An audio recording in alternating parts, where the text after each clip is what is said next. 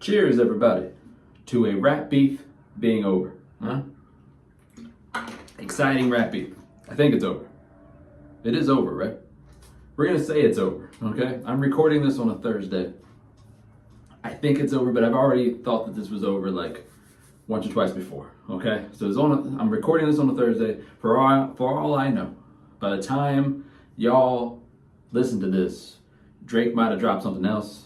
Kendrick might have dropped like 5 more things. Who knows? Who knows? But I think it's over, and we've all decided that Kendrick has won. Even though, I'm just speaking for me personally, all right? I'm in the minority on this. I like Drake's songs a little bit more. Now, as far as everything else, like the strategy and the diss tracks, like the content, the words, all that, Kendrick by far. But the song, me bopping my head, for me, was Drake. But he lost by a lot. But it's time to learn some lessons from these, right? I think lessons can be learned. Drake, man, that was a hell of an ass whooping he is taking. Again, as of right now, who knows what's gonna be launched? I mean, it's not truly over, right? Because Future and Metro still gotta do their tour. Kendrick still gotta drop his album. Other rappers are gonna take shots at Drake, and Drake's not just gonna take that line down. So unfortunately, it's probably not over. But he has taken a hell of an ass whooping. But there's nothing wrong with taking an ass whooping. We all take ass whoopings in life. It's fine. I think of my man Goku in Dragon Ball Z. Every time he takes an ass whooping, and he's taking a lot of ass whoopings, he always comes back stronger. So there you go, Drake. Look at yourself like Goku. Come back stronger, man.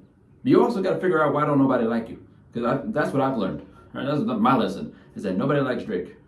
Now, where's your boy DJ Khaled? Where's he at? He could have had a bunch of other ones. You know what I'm saying? Throughout this whole process, he could have been helping you out. But at least that DJ Khaled can do for you, Drake, is tell you why don't nobody like you. You got to figure that out and maybe become more likable. Quit stealing people's women. Maybe, whatever you got to do. All right? But I believe in you. J. Cole, I did see a picture of him. He was like out on the beach somewhere looking sad. He always kind of looks sad, though. I think that J. Cole might need just a whole different thing, a whole different environment, vibe, maybe genre. I see a lot of black people going on to country music now. Not just Beyonce, but Beyonce's building a team. Keep an eye out on country music. I'm trying to tell you. Who's that dude, Shabuzi, something like that? I'm telling you, maybe J. Cole goes over there, gets himself a cowboy hat, some boots, a buckle, you know? J. Cole. I'm trying to tell you. Ding, ding, ding, ding, ding. You know? It's a cold world. You know, I'm telling you, J. Cole could do that. Even Kendrick, right? Kendrick Lamar, even though he has won, big time won, you can even learn lessons in victory. I would, if I could talk to Kendrick, first of all, I would take his God card away. I would take his family man card away. I would take his morality card away. I would take those cards away. I'm sorry, but I would take them away. And I would ask him the question, was it all worth it? Now, you might say, now Kendrick has called himself a God person. He talks about the Bible. Kendrick has taught us a lot in his music. You know, he's that type of person.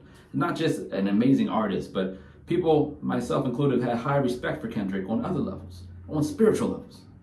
I no longer have that respect for him on a spiritual level because I believe he's traded that in to win this rap beef.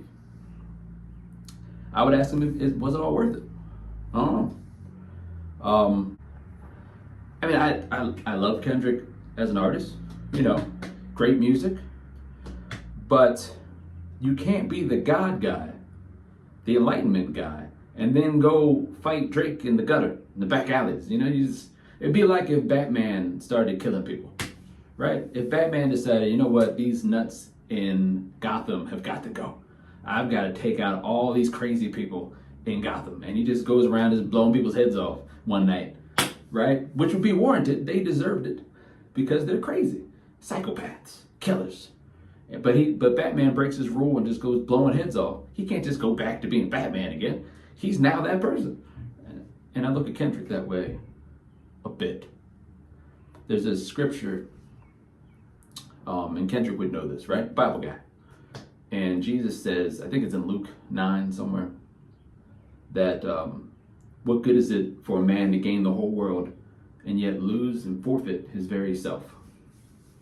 So if you are climbing up the mountain and you keep sacrificing parts of your core self, who you believe yourself to be, your identity, you sacrifice those parts of yourself to get to the top of the mountain. You get to the top of the mountain and you sacrifice so much of yourself that you look in the mirror and you don't know who's looking back at you.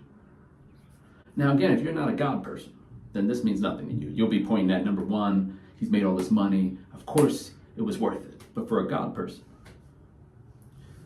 So either Kendrick wasn't the type of God person I thought he was before the beef, or he isn't that type of person now. Maybe he's walked away. Maybe it's easy for even a God person to not see how far you've fallen. Maybe. I believe he is that God person. I believe at some point, as all God people do who have fallen away, fallen a bit, they realize how far they've fallen. And it's in that moment when he's alone, just his thoughts and God, I wonder what his answer to the question would be. Was it all worth it?